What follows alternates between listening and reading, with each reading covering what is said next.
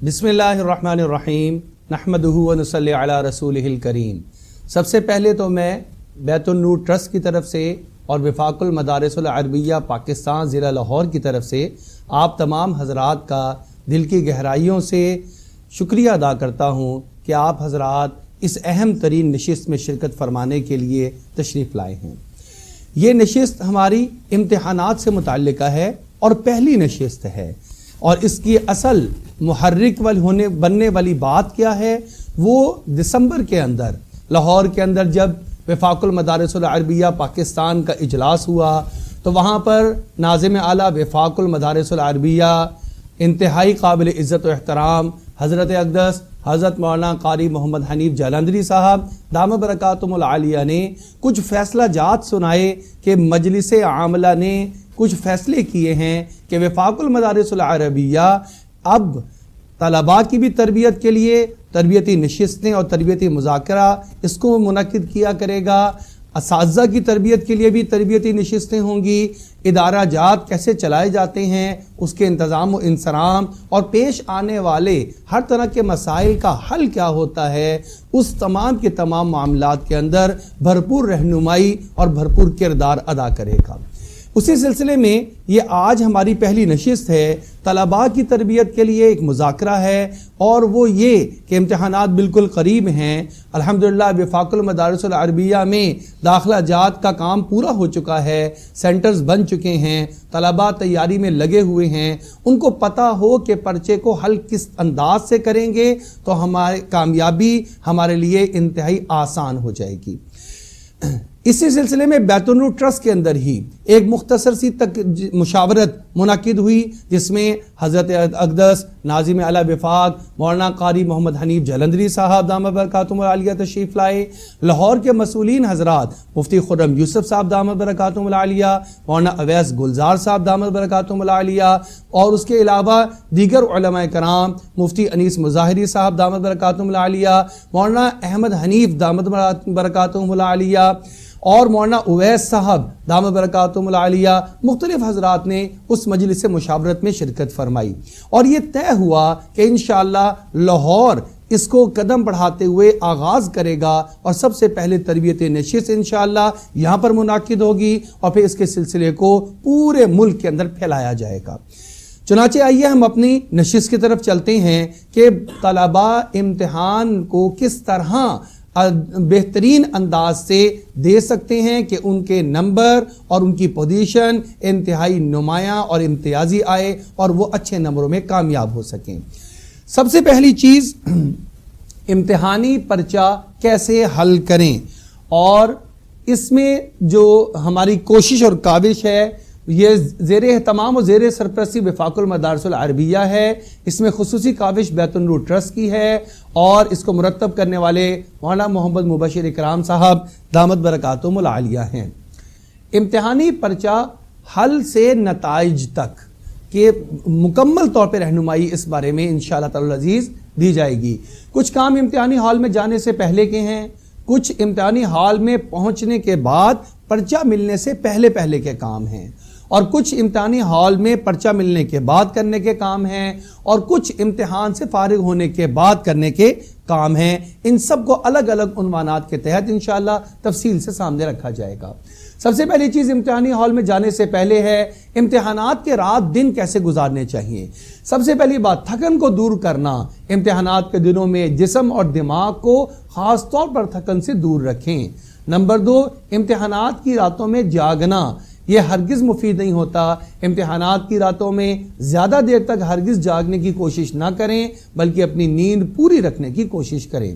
Number 3، ذہن کو ہلکا رکھیں، کوشش کریں کہ امتحان کی زیادہ ٹینشن اپنے ذہن پر مسلط نہ کر دیں، اور اپنے ذہن کو ہلکا رکھیں، ورنہ یہ بھی تیاری کے اندر آپ کو دشواری کا باعث بن جائے گا۔ امتحانی ہال میں جانے سے پہلے آپ نے بطاقہ رول نمبر سلپ کی حفاظت انتہائی اہم بات ہے۔ امتحانی بطاقہ کو خوب حفاظت سے رکھیں، بطاقہ کی فوٹو کاپی اپنے پاس ضرور رکھیں، نیز شناختی کارڈ بھی ہمراہ ضرور رکھیں، بصورت دیگر آپ کا امتحانی ہال میں داخلہ خطرے میں پڑ سکتا ہے۔ نیز وفاق کی طرف سے جاری کردہ رجسٹریشن کارڈ اپنے ساتھ لے جانا ہرگز نہ بھولیں۔ नंबर 5, खाने पीने का ख्याल। इम्तिहानात के दिनों में अपना खाना पीना मेयारी रखें और मुकव्वी ग़िज़ाएं इस्तेमाल करें। नीज़ बाज़ारी खानों से मुकम्मल इज्तनाब करें ताकि आपकी सेहत बरकरार रहे। आम तौर पर बाज़ारी खाने की वजह से तबीयत ख़राब हो जाती है और सही अंदाज से जो बच्चों ने तैयारी करनी होती है वो रह जाती है। बताका का एक नमूना आपके सामने यहाँ पर पेश है। रकमुल जुलूस, रकमुल तस्जील, नाम जहाँ पर लिखना है वो नाम की जगह, वल्दियत की जगह पर वल्दियत का, ये सारी चीज़ें मौजूद हैं। इसको अपने साथ आपको रखना इंतहाई ज़रूरी है। इसमें इम्तिहानी मरकज़ का भी पता मालूम है और आपके इदारे का नाम भी इसके अंदर दर्ज होगा। इम्तिहानी हॉल में जाने से कबल कुछ चीज़ों को ख्याल रखें। इम्तिहानी स्टेशनरी, इम्तिहानी हॉल में जाने से कबल पेन, पेंसिल, स्केल, इम्तिहानी गत्ता वगैरह हर चीज़ तैयार कर लें। और ताहम बेहतर यह है कि एक अदद पाउच ज्योमेट्री बॉक्स हमेशा के लिए बना लें जिसमें तमाम ज़रूरत की अशिया मौजूद हों। दुआ और नवाफिल का एहतमाम, इम्तिहानी हॉल में जाने से कबल 2 रकत सलातुल हाजत पढ़ें और अल्लाह से खूब मांग कर जाएं कि अल्लाह ताला आज के इस इम्तिहान को हमारे लिए आसान फरमा दें। अपने साथ एक अदद क्लाई वॉच यानी घड़ी ज़रूर रखें ताकि वक्त देखने में आसानी हो और बर वक्त इम्तिहान से फारिग हुआ जा सके। नीज़ बार बार दाएं बाएं मुड़कर जब आप घड़ी देखते हैं तो इससे मुम्तहिन आपके बारे में शुबह में भी मुब्तला हो जाता है कि ये घड़ी को देख रहा है या किसी और नकल की तरफ इसकी तवज्जो और ध्यान जा रहा है। इम्तिहानी हॉल में इम्तिहान शुरू होने से पहले के जो काम हैं उसमें वक्त की पाबंदी इंतहाई ज़रूरी है। इम्तिहानी हॉल में मुकर्रर वक्त से 15 मिनट पहले पहुंचने का एहतमाम करें। बाज़ तलबा ऐन वक्त पर पहुंचते हैं, वहां से फिर अपने बैठने की जगह को भी देखना होता है, उसकी वजह से बहुत दिक्कत का सामना करना पड़ता है।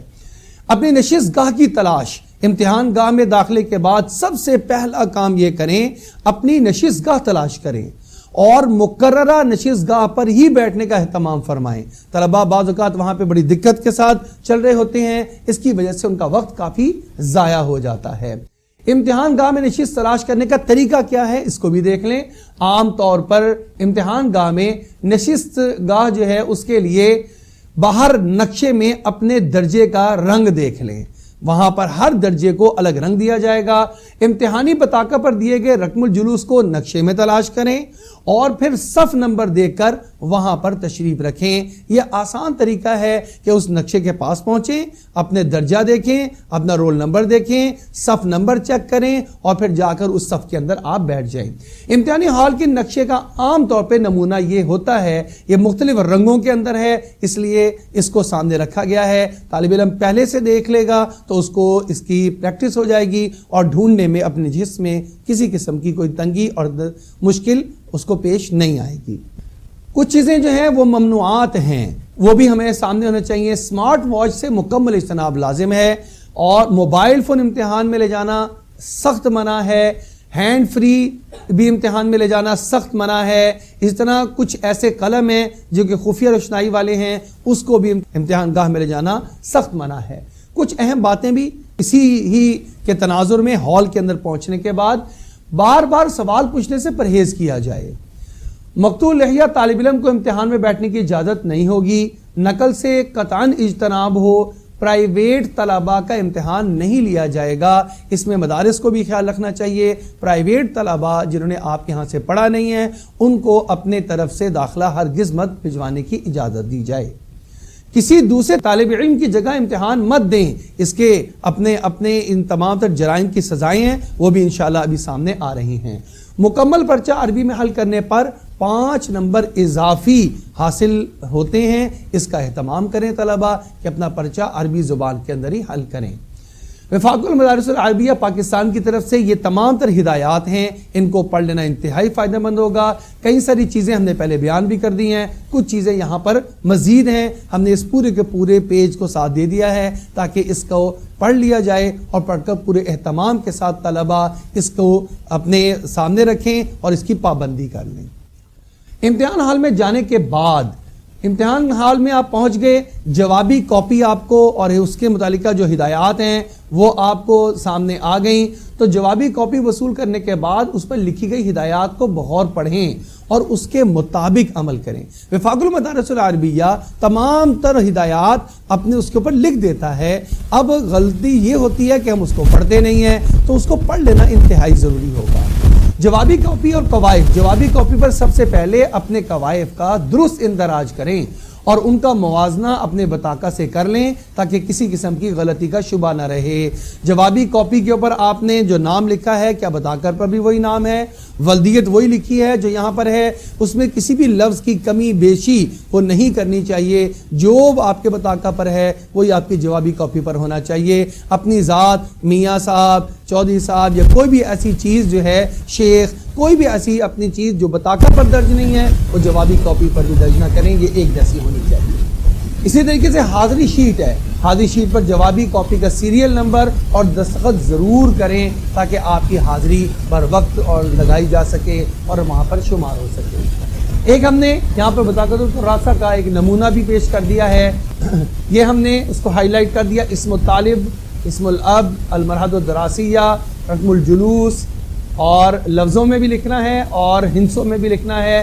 اسم الجامعہ آ جائے گا، محل الامتحان، اور اسم الکتاب، رم الورقہ یا اور توقیع المراتب.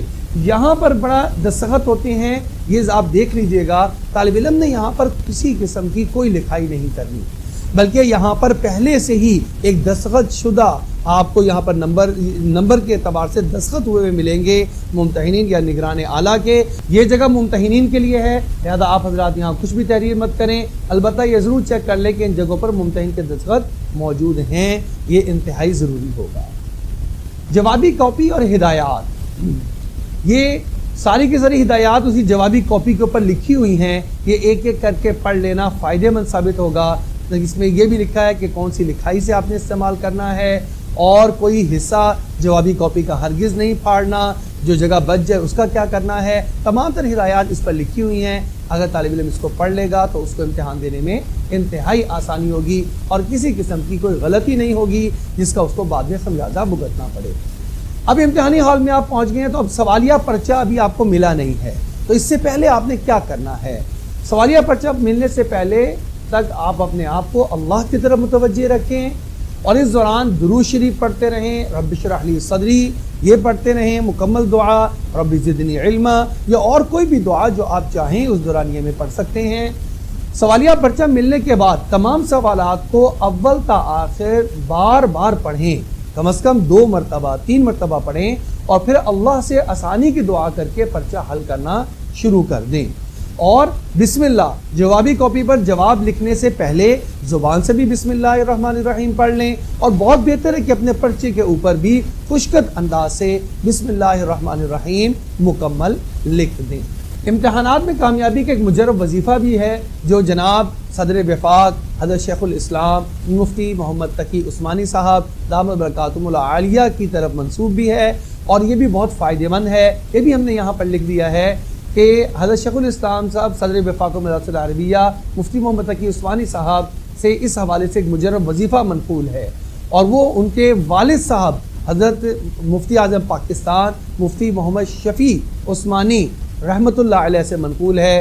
اس کو اہتمام بالکل کرنا چاہیے. یہ انہوں نے اپنے جو ہے وہ ماہنامہ البلاغ کے اندر بھی اس کو چھاپا ہوا ہے، ہم نے بھی اس کے اندر اس کو دے دیا ہے. پرچہ لکھنے سے متعلق کچھ اہم ہدایات، یعنی پرچہ آپ کے سامنے آ گیا ہے، اب آپ نے کچھ اہم ہدایات ہیں جو کہ اس کے اندر آپ نے اس کے مطابق پرچے کو حل کرنا ہے. جواب لکھنے کے لیے سیاہ یا نیلا قلم استعمال کریں. بعض اوقات لال رنگ یا ہرا رنگ استعمال طلبہ کر رہے ہوتے ہیں، یہ بہت بڑی غلطی ہے. عنوانات کے لیے بھی نیلا یا کالا مارکر استعمال کریں.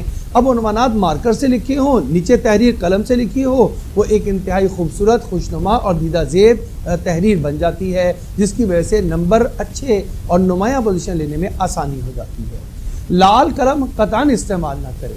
رنگ برنگے قلم اور ڈیزائننگ سے پرہیز کریں. بعض پرچہ جات ایسے آتے ہیں، ہمارے ممتحنین حضرات اس کو دیکھتے ہیں، اس میں کئی سارے مارکر اور کئی سارے رنگوں سے نیلا، پیلا، گلابی، لال اور ہرا اس سے جو ہے وہ ڈیزائننگ کی ہوتی ہے، تو اس کی قطعاً ضرورت نہیں ہوتی. पर्चा लिखने से मुतालिक हिदायत में जवाबी कॉपी के दोनों जानिब मामूली सी जगह छोड़कर डबल हाशिया लगाकर जवाबी कॉपी को मजीद दीदा नज़र बनाया जा सकता है। ताहम पहले से हाशिया लगा होने की सूरत में मजीद हाशिया ना लगाएं। वफाकुल मदारिसुल अरबिया जो हमें शीट मुहैया करता है जवाबी, उसके अंदर पहले से हाशिया लगा हुआ होता है, उसमें हाशिया लगाने की ज़रूरत नहीं है। मजीद जो है वो सफ़ा ज़ाया नहीं होना चाहिए।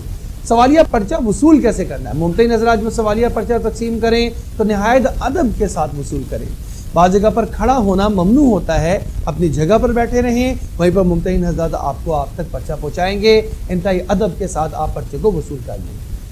अब पहला जवाब लिखने के लिए आसान सवाल का इंतखाब इंतहाई अहम चीज़ है। सवालिया पर्चा पढ़ लेने के बाद उसमें से जिस सवाल का जवाब आपको खूब अच्छी तरह याद हो उसी सवाल का जवाब पहले लिखें, अगरचे वो सवाल सवालिया पर्चे का आखिरी सवाल ही क्यों ना हो। आप इस बात की फिक्र ना करें कि जिस तरह सवालात पूछे गए हैं शायद जवाबात भी उसी तरतीब से देने लाजमी होंगे, ये आपकी सहूलत पर मुनासिर है। और एक बात और, वफाक के इम्तिहानात में हर सवाल के मुख्तलिफ अज्जा होते हैं, जैसे अलिफ है, बा, जीम, दाल। इसलिए उन्वान लिखते वक्त अलिफ और बा की सराहत ज़रूर करें कि आप जुज़ अलिफ या जुज़ बा लिख रहे हैं, किसका जवाब लिख रहे हैं। और जवाब का उन्वान लिखने का भी अंदाज़ एक सीखने की चीज़ है। जवाब शुरू करने से पहले मार्कर से सफ़े के दरमियान सवाल का नंबर जली हरूफ के अंदर लिख दें। मिसाल के तौर पर अगर आप चौथे सवाल का जवाब लिखना चाहते हैं तो जवाबी कॉपी में लिखें अल जवाब अनिस सवाल राबिअ। अगरचे ये आपका पहला सवाल है, लेकिन सवालिया पर्चे के मुताबिक इस सवाल का नंबर चौथा है, लिहाजा आपने वही लिखना है ताकि मुमतहिन जब पर्चा चेक करने लगे आपका तो वो जो सवाल का नंबर ऊपर लिखा हुआ है उसी को ही पर्चे की मुनासबत से और मुताबिकत से चेक करने में उसको आसानी रहे। ज़ैली उन्वानात कैसे लिखने हैं? अब मरकज़ी उन्वान दरमियान में और ज़रा बड़ा करके तहरीर फरमाएं, जबकि ज़ैली उन्वानात ज़रा छोटे साइज़ में और इंतहाई दाईं जानिब तहरीर फरमाएं। मरकज़ी उन्वान की मिसाल, जैसे ये मरकज़ी उन्वान है कि कौन से सवाल का आप जवाब लिख रहे हैं, और ज़ैली उन्वानात कई सारे हो सकते हैं। मिसाल के तौर पर जुज़ अलिफ है, उसको आप वावैन में एक साइड पर लिख देंगे। अगर तर्जुमा पूछा गया है, तशरीह अगर पूछी गई है, दलील अगर है तो दलील नंबर 1, 2 ये ज़ैली उन्वानात शुमार होंगे। इसको सफ़े के इंतहाई दाईं जानिब आ लिखें। सवाल का खुलासा, जिस सवाल का जवाब आप लिखना चाहते हैं उस सवाल के अज्जा देख लें और उनका एक खुलासा मंदरजा ज़ेल तरीक़ों से पहले तय फरमा दें।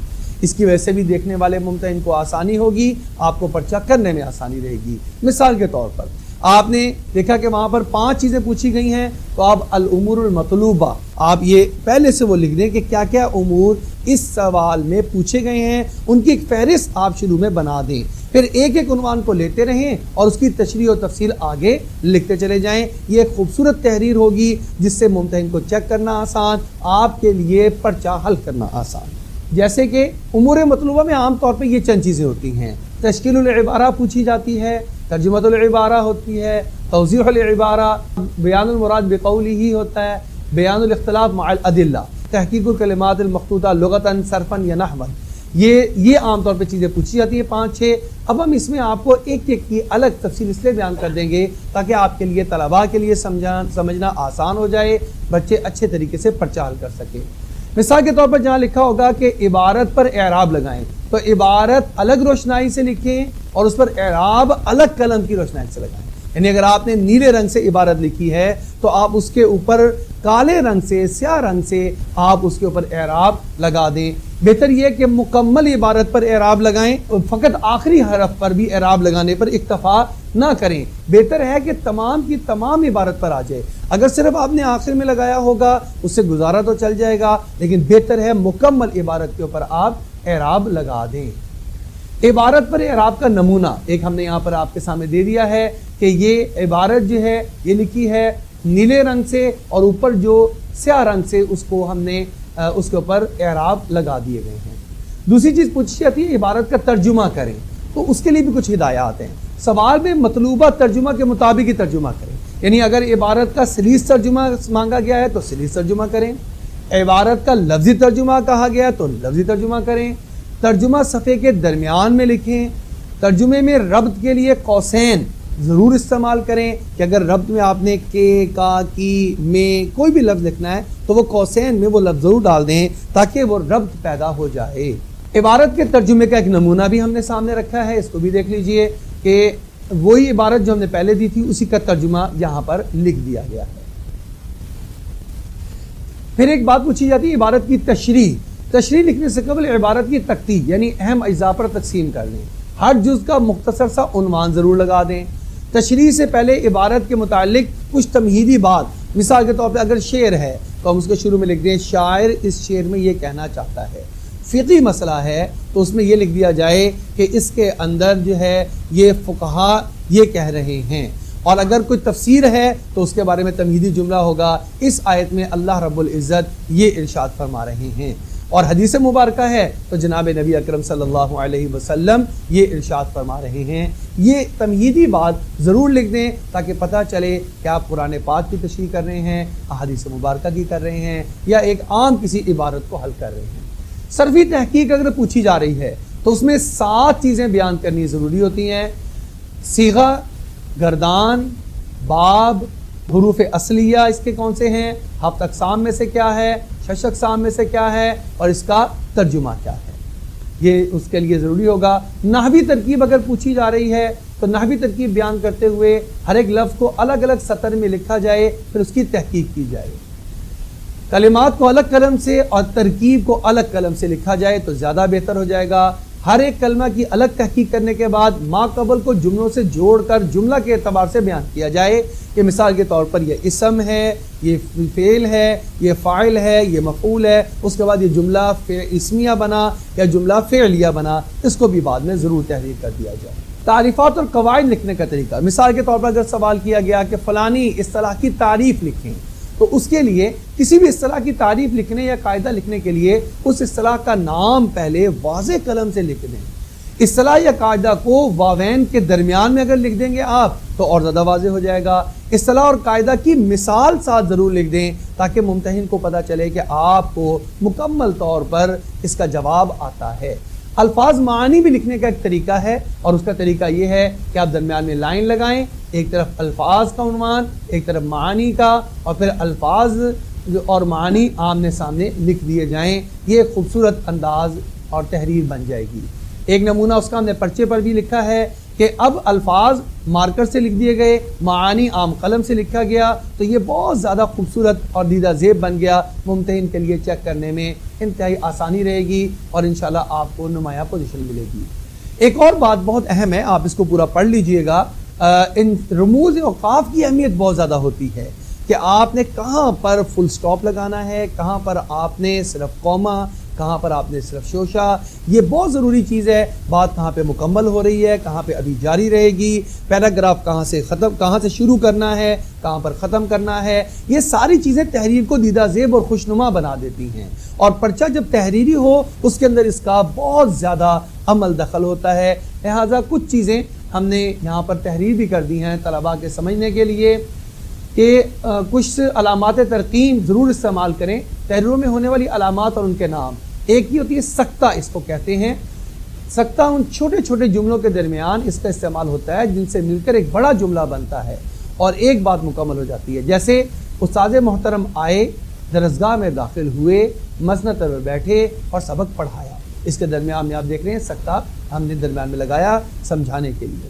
واوین ہوتی ہے، واوین کسی مضمون میں موضوع کی مناسبت سے بعینی ہی کسی مصنف و ادیب کے قول یا کسی کتاب کے اقتباس کو نقل کرتے وقت اس کا استعمال عام طور پر ہوتا ہے، جیسے کہ گیدڑ کی 100 سالہ زندگی سے شیر کی 1 دن کی زندگی بہتر ہے، اس کو درمیان میں واضح کرنے کے لیے واوین لگا دیا گیا۔ رابطہ مقولہ یا کہاوت وغیرہ کو بیان کرنے کے لیے اس کو استعمال کیا جاتا ہے، جیسے علامہ اقبال رحمۃ اللہ علیہ نے کہا یا فرمایا، آگے 2 نقطے لگا دیے گئے کہ اس سے آگے ان کا مقولہ آ رہا ہے۔ ختمہ، یہ آخر میں جب آپ اس علامت کو وقف تام بھی کہا جاتا ہے، اس کا استعمال بات یا جملے کے مکمل ہو جانے پر کیا جاتا ہے، جیسے مذہب اسلام امن عالم کا علم بردار ہے۔ اب یہ مکمل ہو گئی بات، اس وجہ سے آخر میں اس کو لکھ دیا جائے گا۔ پرچہ حل کر لینے کے بعد پرچہ کی نظر ثانی انتہائی ضروری چیز ہے، اگرچہ یہ بہت مشکل اور کٹھن لیکن انتہائی اہم اور ضروری مرحلہ ہوتا ہے۔ ابتدا ہی سے ہر سوال کے لیے ایک وقت مقرر ہو جائے تو مکمل پرچہ حل کرنے میں آسانی ہوگی اور آخر میں نظر ثانی کے لیے وقت بھی بچ جائے گا۔ اچھا، نظر ثانی میں کن کن چیزوں کو چیک کرنا ہے؟ سب سے پہلی چیز، جوابات پورے تحریر کر لیے ہیں، کوئی جواب رہ تو نہیں گیا، کوئی جز باقی تو نہیں رہ گیا، کوئی صفحہ خالی تو نہیں رہ گیا، اگر رہ گیا تو اس پر کراس کا نشان لگا دیں، کوئی مقام جو دلیل یا قاعدہ یا مثال جو آپ نے وقتی طور پر چھوڑ دیا تھا کہ میں بعد میں اس کو لکھ لوں گا، وہ مکمل کر لیا ہے یا نہیں۔ نمبر 5، اپنا رول نمبر وغیرہ چیک کریں، آپ نے درست لکھا ہے کہ نہیں، نام اپنا درست لکھا ہے کہ نہیں، ساری چیزیں اپنی دوبارہ سے، اس کو ری چیکنگ بھی کہتے ہیں، نظر ثانی بھی کہتے ہیں، ضرور کر لیں۔ اضافی کاپیوں کی تعداد وغیرہ آپ نے لکھ لی ہے، وہ بھی آپ اس پہ ضرور دیکھ لیں۔ عام طور پر طلبہ، یہ ایک بہت بڑی غلطی کیا ہے، عام طور پر طلبہ اکرام یہ سمجھتے ہیں جو جتنا جلدی پرچہ دے کر فارغ ہو جائے گا وہ اتنا ہی اچھا پیپر حل کرنے والا ہوتا ہے، مقابلہ ہوتا ہے، میں تو اتنی جلدی آ گیا تھا واپس اور تم اتنی دیر تک بیٹھے رہے۔ یاد رکھیں، کامیابی کا ضامن یہ امر ہے کہ طالب علم انتہائی اطمینان کے ساتھ مکمل پرچہ حل کرے، یہ کامیابی ہے اور یہ بڑائی ہے۔ اس میں کسی قسم کی کوئی کامیابی نہیں ہے کہ میں بہت جلدی اٹھ کر پرچہ حل کر کے آ جاتا ہوں۔ پرچہ حل کرنے کے بعد، یہ درمیان میں وہ ساری باتیں ہم نے ذکر کر دی جو پرچہ حل کرنے کے دوران کی تھیں۔ اب جب پرچہ حل کر لیا تو اب کیا کریں گے؟ اس کے بعد سوالیہ پرچے پر تبصرہ کرنے سے مکمل اجتناب کریں۔ عام طور پہ طلبہ کی بڑی عادت ہے واپس آ کر پرچہ بہت مشکل تھا، پرچے کا فلانا جز مشکل تھا، ایسے ہو گیا ویسے ہو گیا، اس میں وقت ضائع ہوتا ہے، اس کے علاوہ اور کچھ بھی نہیں۔ بلکہ اللہ کی طرف متوجہ ہو کر شکر کریں اور دعائیں کرتے رہیں، یا اللہ ہمیں کامیابی عطا فرما دیجیے۔ پرچہ سے فارغ ہونے کے بعد تھوڑی دیر آرام ضرور کر لیں۔ بعض طلبہ فوراً ہی پرچے سے فارغ ہونے کے بعد اگلی کتاب لے کر بیٹھ جاتے ہیں، پچھلی تھکاوٹ ضرور اتار لیں، کھانا کھائیں، ظہر کی نماز کے بعد اگلے پرچے کی تیاری شروع کریں، اس سے پہلے آپ اپنے آپ کو تھوڑا سا آرام دیں۔ نتیجہ آنے تک مسلسل اللہ کی طرف متوجہ رہیں، مسلسل دعاؤں کا اہتمام کریں، امتحان میں کامیابی کے مختلف وظائف ہیں وہ پڑھتے رہیں، اپنی کمی پر اللہ سے استغفار کرتے رہیں۔ یہ جو ہے امتحانات کے نتائج آنے تک آپ اپنے آپ کو اس چیز میں لگا کے رکھیں۔ اللہ جل شانہ سے دعا ہے اللہ جل شانہ ہماری اس کوشش اور کاوش کو اپنی بارگاہ میں قبول فرما لے۔ ہر ایک طالب علم کے لیے مکمل رہنمائی اللہ پاک اس کے ذریعے سے عطا فرما دیں۔ ہمارے یہ طلبہ علم حاصل کریں، اس کو پر عمل کریں، اس کو پوری دنیا کے اندر پھیلانے کا ذریعہ اور سبب بن جائیں۔ اللہ رب العزت وفاق المدارس العربیہ کو دن دگنی اور رات چگنی ترقیات نصیب فرمائے۔